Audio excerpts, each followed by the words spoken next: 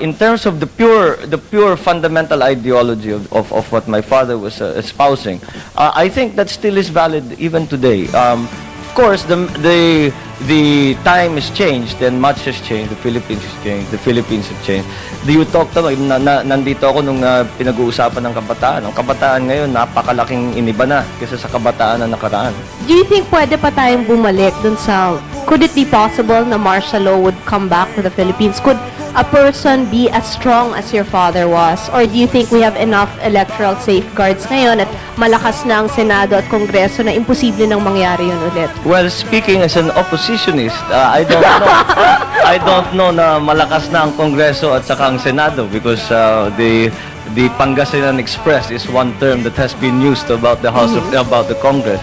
But I think it is not how my father was able to consolidate his foundation was really the key. And if we are going to talk about martial law, ang martial law, ang inaasahan mo, ang sinasandalan mo dyan, ang militar. Yes. At kung ang militar ay nahati, wala kang hindi mo magagawa ang martial law dahil pag nag-declare ka ng martial law, kalahati lang sasama sa'yo o ilan lang sasama sa'yo. Yung iba, tumututol, kakalabanin ka pa. So, it won't work. It really, many people have the impression na naging ganun yung ama ko dahil naisipan niya mag-martial law. Hindi sa ganun. Ang nangyari, inisa-isa niya yan and he had to consolidate his power, the foundations of his power. And the way things have happened, the way the history has unfurled itself, is that I would say that the soldiers have perhaps also earned a right to be part of the political process. Now, how they will exercise that right is something that we in the Philippines will have to discuss for ourselves and decide for You're ourselves. not talking naman about a junta. No, not necessarily. Not necessarily. You see, there is an idea, especially from the Western governments, that the civilian authorities over the military should be paramount. I agree with that. But whether or not the military should be allowed to make themselves felt as citizens is perhaps another question that we in this country, paano mo ngayon paatrasin ang RAM sa politika? Hindi na naman sasabihin, let us now suddenly declare that all military people are not allowed to involve themselves in politics. That would be crazy because you just couldn't do it. Siyempre naman, dahil at sila botante din. Hindi lang sa ganun, nandyan na sila. Pinapag-usapan natin si Greg Hunasan kung tatakbo o hindi. Nandyan ang paano mo sasabihin, Kung tumakbo siya, iboboto mo ba siya? Si Greg, depende sa plataforma niya. And so far, sa pinapag-usapan, yung napapag-usapan, he is still reformist. And what he intends to do, what he has said that he would do. Does it impress you? It seems to jive with much of my thinking. So, We're back, Arnelli. Ako na pala. Embarrassed daw ako sa tanong mo. Kalain ni Bongbong pinafeed ko yan. Alin. Kung nagkaroon siya ng crush sa'yo, yun ba yun? No, hindi, Kris. Sorry nga, you're so embarrassing. Talaga, I'm sorry, Kris. Pero nung nakausap ko kasi yung secretary ni Bongbong sa office, lagi daw binabanggit yung Kris Aquino hanggang ngayon. totoo yan. Pagka lumalabas ako, Ayan. Ito nagka-crush.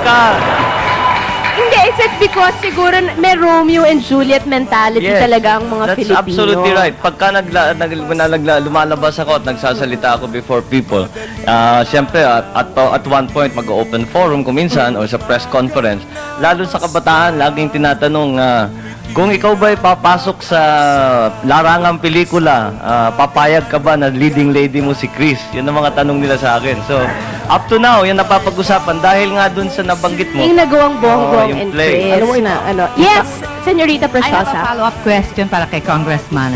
I understand your wife is a lawyer.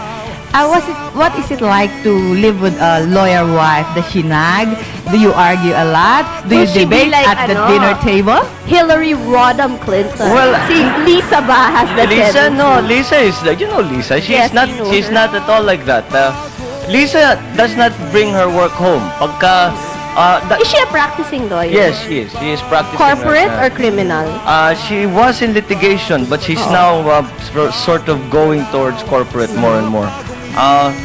On a professional basis, lalo na in my work, I need legal opinion. And kung nagbabasa ako or something and there's nobody else to ask, I need a legal opinion. I am lucky to have my wife. So to be you able work to- hand in hand with Well, your wife? no, we in terms of profession, because she is a professional and she's a lawyer and she's a very good one because I've worked with her.